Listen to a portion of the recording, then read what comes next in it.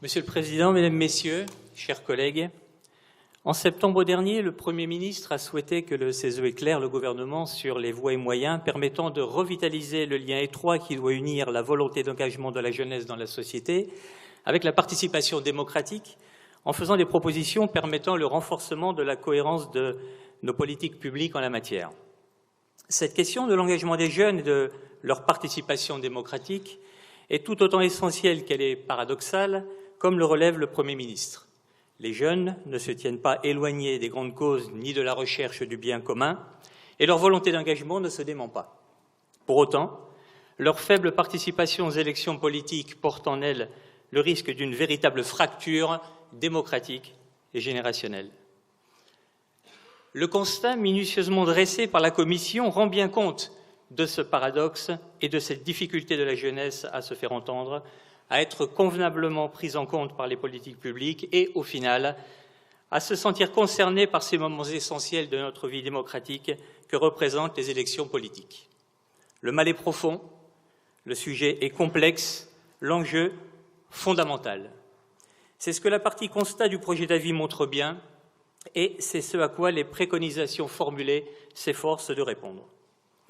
Nous soutenons nombre des préconisations du projet d'avis, notamment la première sur la réforme de l'éducation morale et civique, la troisième sur le rôle d'assesseur, la quatrième en faveur d'une semaine de la citoyenneté, la cinquième recommandant des visites obligatoires d'institutions républicaines,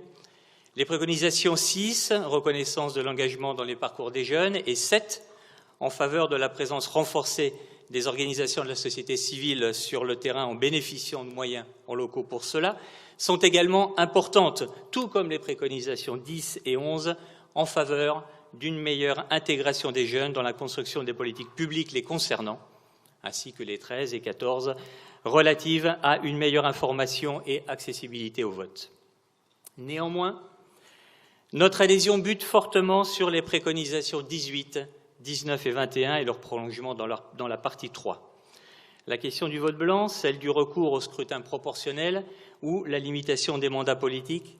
sont des sujets qui, selon nous, dépassent la question de la participation et de l'engagement des jeunes.